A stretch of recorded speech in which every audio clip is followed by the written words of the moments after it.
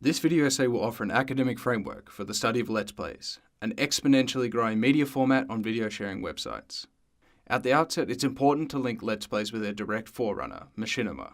Academic analysis of Machinima, put simply as in-game films, has been pursued in a variety of cross-disciplinary perspectives. Running by Lowood and Nietzsche, Ung, Rojo, Batanti and Kirshner have discussed Machinima's inherent subversive nature, its born digital state, the political economy of its production and proliferation, its cross-cultural spread among fan groups, its possibility for cultural and social criticism, and the democratizing promise of access and creation.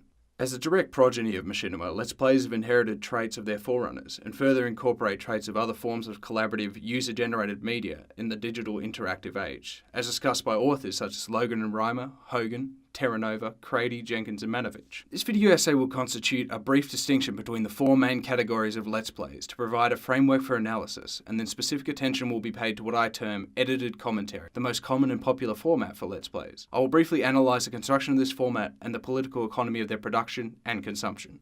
I submit the definition of Let's Plays as being comprised of subjective gameplay that is recorded by a creator through a screencasting technology and then released for entertainment purposes to an audience. I distinguish four main categories of Let's Plays: gaming walkthroughs, montage, live stream, and edited commentary.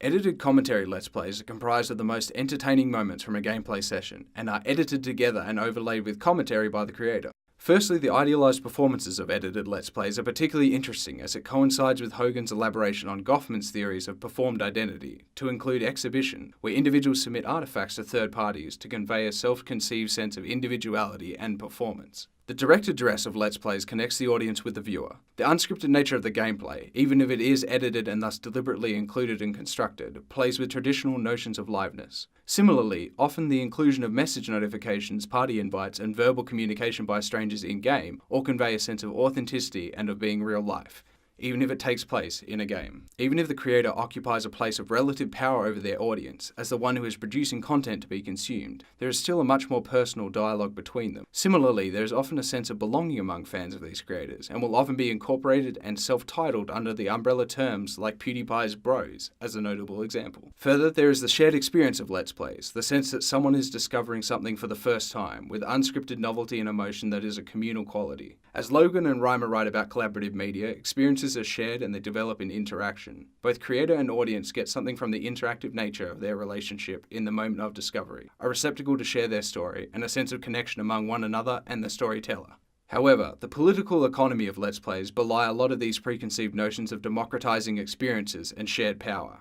The systems are designed in such a way that creators and the platforms both profit from increased viewership numbers, subscriptions, and likes. Creators will exhort followers to engage more thoroughly and commit to certain video series only on the promise of increased reciprocation from their fan base. Institutions will utilize discovery and recommendation tools to make popular channels even more widespread.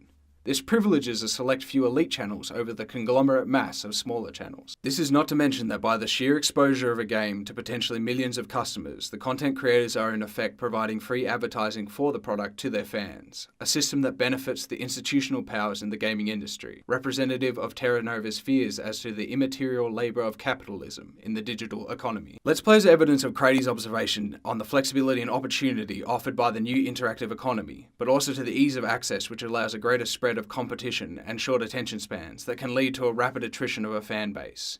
There are several competing factors in Let's Plays that make it both unique as a form and perfect for studies into the nature of user-generated content in modern times. It is both enigmatic and emblematic of the amateur-professional dynamic of content creation, and immensely valuable as a source for academic study.